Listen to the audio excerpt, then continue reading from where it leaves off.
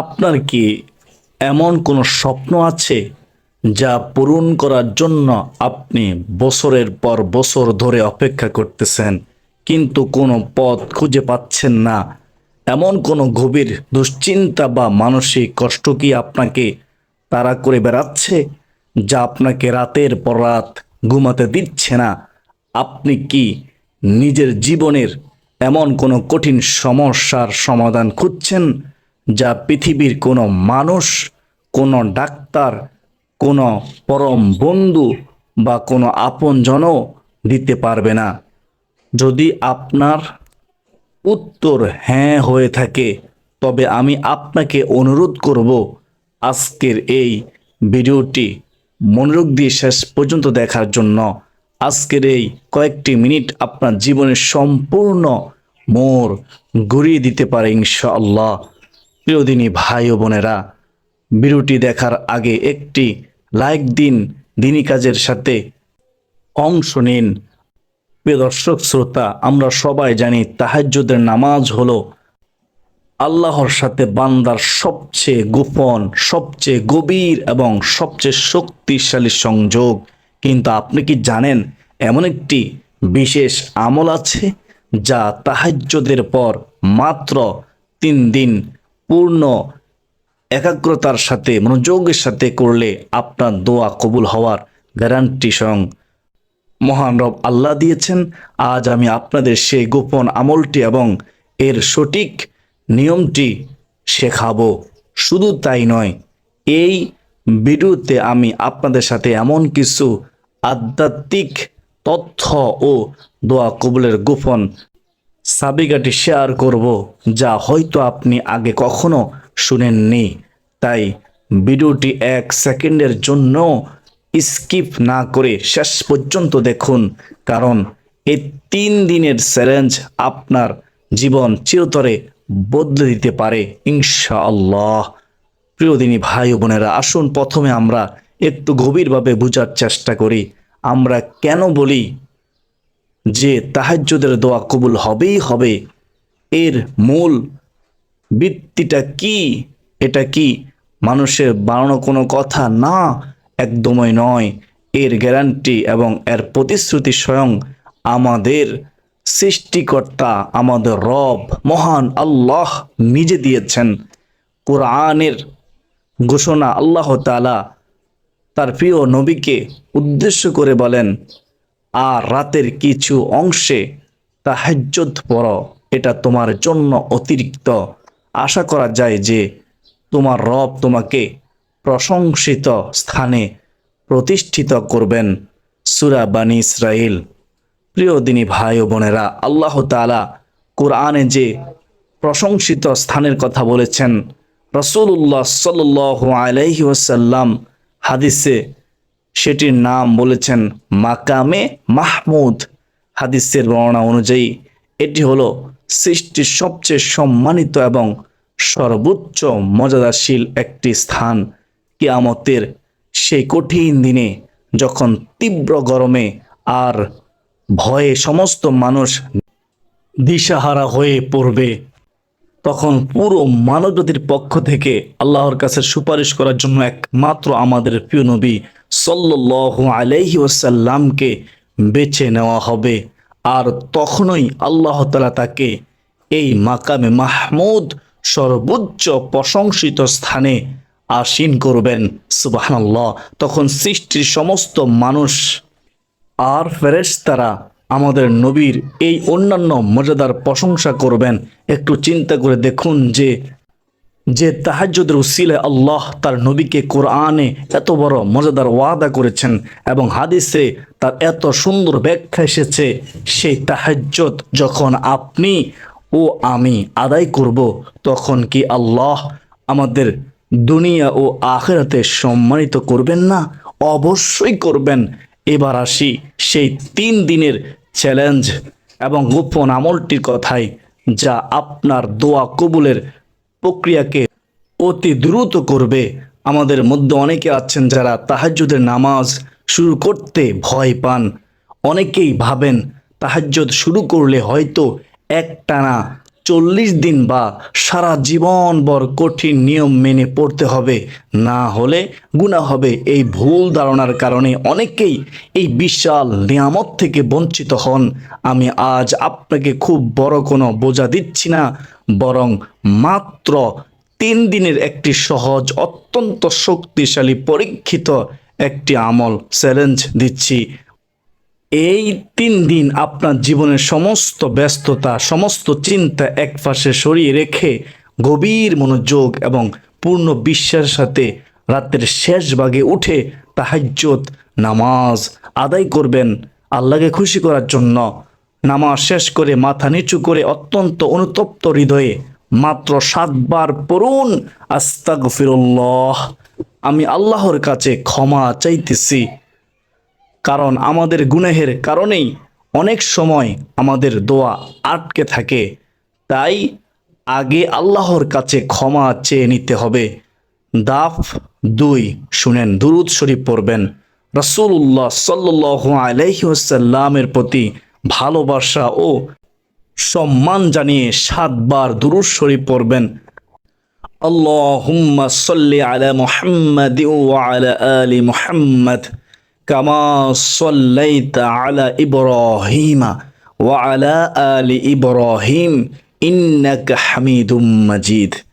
আল্লাহুম্মা বারিক আলা মুহাম্মাদিন ওয়া আলা আলি মুহাম্মাদ কামা বারাকতা আলা ইব্রাহিমা ওয়া আলা আলি ইব্রাহিম ইন্নাকা হামিদুম মাজিদ। বেহেশতের পথের সুপ্রিয় দর্শক শ্রোতা, 3য় ধাপে সেই বিশেষ গোপন জিকিরটি করবেন।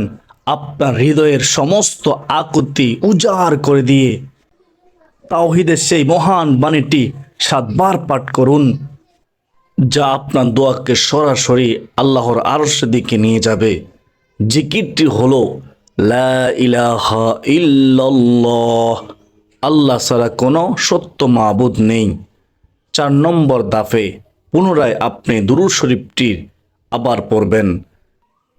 দুরুদে ইব্রাহিম, আল্লাহুম্মা সাল্লি আলা মুহাম্মাদিন, এটা থেকে শুরু করে শেষ পর্যন্ত আপনি 7 বার পড়বেন বরকত ও দোয়া কবুলের জন্য।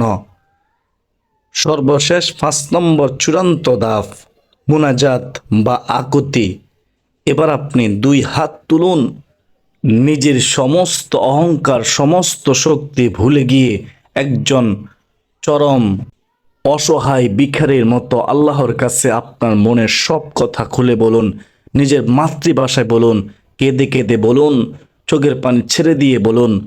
প্রিয় ভাই ও বোনেরা, এই 5টি আমল করার পর আপনাকে বিশ্বাস করতে হবে যে আপনি যা চাইছেন আপনার রব আপনাকে তা অবশ্যই দিবেন। এই লা ইলাহা ইল্লাল্লাহ, এই কালিমার ওসিলাই, এই জিকির ওসিলাই, এই লা ইলাহা ইল্লাল্লাহ এর জিকির আপনার হৃদয়ে আল্লাহর প্রতি এক অভূতপূর্ব তাওয়াক্কুল বা ভরসা তৈরি করবে, যা দোয়া কবুলের আসল চাবিকাঠি। আমার প্রিয় দিনী ভাই ও বোনেরা, এবার একটি অত্যন্ত গুরুত্বপূর্ণ বিষয়ে কথা বলা যাক। আমাদের মনে প্রায় একটি প্রশ্ন জাগে, আমরা তাহাজ্জুদ নামাজও পড়লাম, দোয়াও করলাম, কিন্তু তাও কেন আমাদের দোয়া কবুল হয় না? কেন আমাদের চাওয়াগুলো অপূর্ণ থেকে যায়? এর কারণ হলো আমরা দোয়া কবুলের সময়টিকে গুরুত্ব দেই, কিন্তু দোয়াকারীর শর্তগুলো ভুলে যাই। আজ আমি আপনাদের দোয়া কবুলের এমন 3টি গোপন এবং বাস্তব চাবির কথা বলবো, যা আপনার দোয়ার শক্তিকে 100 গুণ বাড়িয়ে দেবে ইনশাআল্লাহ। প্রথম চাবিটি হলো হালাল রিজিক এবং হালাল জীবনযাপন। রাসূলুল্লাহ সাল্লাল্লাহু আলাইহি ওয়াসাল্লাম এমন ব্যক্তির কথা বলেছেন, যিনি দিনের জন্য বা ইবাদতের জন্য দীর্ঘ সফর করেছেন। সফরের ক্লান্তিতে তার চুলগুলো উস্কো খুস্কো, শরীর ধূলি দূষরিত। সে অত্যন্ত বেকুল হয়ে আকাশের দিকে 2 হাত তুলে ডাকতেছে, হে আমার রব, হে আমার রব, ইয়া রাব্বি, কিন্তু রাসূলুল্লাহ সাল্লাল্লাহু আলাইহি সাল্লাম বললেন, এই ব্যক্তির খাবার হারাম, তার পানীয় হারাম, তার পোশাকও হারাম, এবং সে হারাম উপার্জনেই লালিত পালিত হয়েছে। সুতরাং কিভাবে তার দোয়া কবুল হতে পারে? সহিহ মুসলিম শরীফের হাদিস। বেহেশতের পথের প্রিয় দিনী ভাই বোনেরা, তাহাজ্জুদে কাদার আগে একটু নিজের জীবনটার দিকে তাকান। নিশ্চিত করুন যে আপনার বা আপনার পরিবারের উপার্জন সম্পূর্ণ হালাল কিনা। হারাম রিজিক হলে দোয়ার রাস্তার সবচেয়ে বড় দেয়াল বা বাধা হয়ে যাবে। দ্বিতীয় চাবিটি হলো চোখের পানি ও হৃদয়ের উপস্থিতি। দোয়া শুধু মুখের কিছু মুখস্থ শব্দের উচ্চারণ নয়, দোয়া হলো, মনে রাখবেন, হৃদয়ের আকুতি। তাহাজ্জুদের শান্ত নিস্তব্ধ সময়ে যখন পুরো পৃথিবী গভীর ঘুমে মগ্ন, তখন আল্লাহর ভয়ে বা তার ভালোবাসা আপনার চোখ থেকে গড়িয়ে পড়া মাত্র এক ফোঁটা পানি, চোখের পানি আল্লাহর কাছে দুনিয়ার সমস্ত ধন সম্পদের চেয়েও অনেক বেশি দামি, মহামূল্যবান। আল্লাহ আপনার সুন্দর বাসার সাজানো কথা শুনতে চান না, তিনি দেখতে চান আপনার হৃদয়ের সততা এবং আপনার চোখের পবিত্র পানি। তৃতীয় চাবিটি হলো ধৈর্য এবং ইয়াকিন, দৃঢ় বিশ্বাস। মনে রাখবেন, দোয়া কবুল হওয়ার মানে এই নয় যে আপনি আজ চাইলেন আর কাল সকালেই তা অলৌকিকভাবে আপনার সামনে হাজির হয়ে গেল, এরকমটা না। রাসূলুল্লাহ সাল্লাল্লাহু আলাইহি ওয়াসাল্লাম বলেছেন, বান্দার দোয়া ততক্ষণ পর্যন্ত কবুল হতে থাকে যতক্ষণ না সে দোয়ার মধ্যে তাড়াহুড়ো করে। সাহাবীগণ জিজ্ঞেস করলেন, হে আল্লাহ রাসূল সাল্লাল্লাহু আলাইহি ওয়াসাল্লাম, তাড়াহুড়ো মানে কি? তখন নবীজি বললেন, যখন বান্দা বলতে শুরু করে, আমি তো এত দোয়া করলাম, এত তাহাজ্জুদ পড়লাম, কিন্তু আল্লাহ তো আমার দোয়া কবুল করলেন না, কিছুই পেলাম না। এরপর সে হতাশ হয়ে দোয়া করা ছেড়ে দেয়। সহিহ মুসলিম শরীফের হাদিস। মনে রাখবেন, আপনি আল্লাহর কাছে যা চেয়েছেন তা যদি এই মুহূর্তে না পান, তবে বুঝবেন আল্লাহ হয়তো তার চেয়েও কোটি কোটি গুণ উত্তম কিছু আপনার জন্য লিখে রেখেছেন আপনার তকদিরে। অথবা তিনি এই দোয়ার উসিলায় আপনার কোনো বড় বিপদ দূর করে দিয়েছেন, অথবা আখিরাতে আপনার জন্য এক বিশাল নেক আমলের পাহাড় সঞ্চয় করে রেখেছেন। আল্লাহ তাআলা একজন মমিনের দোয়া কখনো বৃথা যায় না। আপনার কাজ হলো শুধু ধৈর্য ধরে বিশ্বাস নিয়ে আল্লাহর কাছে চাইতে থাকা। আমরা অনেক সময় তাহাজ্জুদে উঠতে গেলে খুব অলসতা লাগে, শেষ রাতে চোখ খুলতেই চাই না, ঘুম আসে। কিন্তু একটু ভেবে দেখুন তো, তাহাজ্জুদের সময় কি সত্যি অলসতা আসার কথা? এটা তো কোনো রুটিন মাফিক কঠিন দায়িত্ব নয়।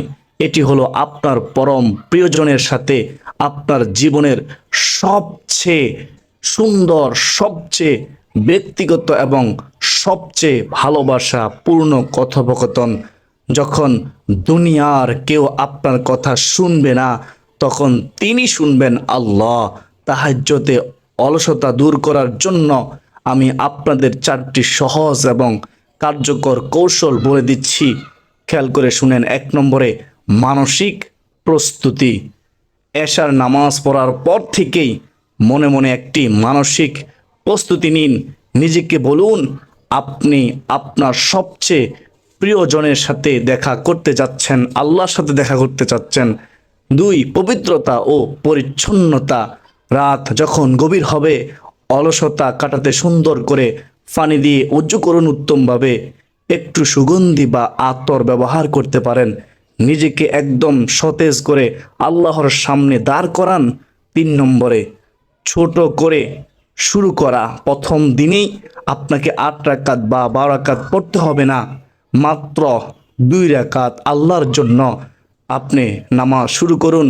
এরপর সেজদায় গিয়ে আপনার মনের সমস্ত জমানো কষ্ট, সমস্ত হাহাকার, সমস্ত চাওয়া পাওয়া আপনার নিজের ভাষায় আল্লাহর কাছে উজাড় করে দিন। আল্লাহর কাছে বলুন, সিজদাকে দীর্ঘ করুন এবং আল্লাহর কাছে আপনার মনের সব কথাগুলো বলতে বলতে কেঁদে ফেলুন, চোখের পানি ছেড়ে দিন। 4 নম্বরে কোরআন তেলাওয়াত, প্রতি রাকাতে ছোট ছোট সূরাগুলো ধীরে ধীরে পড়ুন, প্রতিটি আয়াতের অর্থ বোঝার চেষ্টা করুন। যখন আপনি আলহামদুলিল্লাহ বলবেন তখন অনুভব করুন যে আপনি সত্যি আল্লাহর প্রশংসা করতেছেন। তাহাজ্জুদকে কখনো একটা বোঝা বা দায়িত্ব মনে করবেন না, এটাকে মনে করুন আল্লাহ প্রদত্ত একটি বিশেষ সুযোগ যা তিনি সবাইকে দেন না। এই সময়টি শুধু আপনার আর আপনার রবের। এই সুযোগে এই সুযোগে আপনার জীবনের সব দুঃখ কষ্ট চাওয়া পাওয়া সব আল্লাহর কাছে আপনি বলুন। বেহেশতে পথের প্রিয় দিনী ভাই ও বোনেরা, এই 3 দিনের চ্যালেঞ্জটি অত্যন্ত একবারের জন্য হলেও আপনার জীবনে গ্রহণ করুন। যত তাড়াতাড়ি পারা যায় নিয়ত করে অলসতাকে জয় করে শেষ রাতে জায়নামাজে দাঁড়িয়ে যান। বিশ্বাস রাখুন আর 3 দিন একটানা আমলটি করুন। এই গোপন আমলটি করুন, আপনি পারবেন। শুধু প্রয়োজন আপনার পক্ষ থেকে একটুখানি চেষ্টা, একটুখানি আন্তরিকতা। আমি বিশ্বাস করি আপনার জীবনের মোড় ঘুরতে বাধ্য, কারণ মানুষ তার দেওয়া কথা দিয়ে তা ভঙ্গ করতে পারে, কিন্তু মহান আল্লাহ সুবহানাহু ওয়া তাআলা তার বান্দার সাথে যে ওয়াদা করেছেন তা কখনো খেলাপ করবেন না। বেহেশতে পথের প্রিয় দিনী ভাই বোনেরা, এই আলোচনাটি আপনার অন্য মুসলমান ভাই বোনদের কাছে শেয়ার করুন, যাতে তারাও এই রহমত এবং বরকতপূর্ণ আমলটি সম্পর্কে জানতে পারে এবং উপকৃত হতে পারে। প্রিয় বোনেরা ভাইয়েরা, আপনাদের কোনো প্রশ্ন বা কোনো অনুভূতির কথা থাকলে অবশ্যই আপনারা নিচে কমেন্ট করে আমাকে জানাতে পারেন। আমি আপনাদের প্রতিটি কমেন্টের উত্তর দেওয়ার চেষ্টা করব, গুরুত্ব দেওয়ার চেষ্টা করব ইনশাআল্লাহ। আল্লাহ তাআলা আমাকে, আপনাকে, আমাদের সবাইকে একটানা কমপক্ষে 3 দিন উত্তম রুজু করে রাতে তাহাজ্জুদ নামাজ আদায় করে এই আমল করার তৌফিক দান করুন। সকলে কমেন্টে লিখি আল্লাহুম্মা আমিন।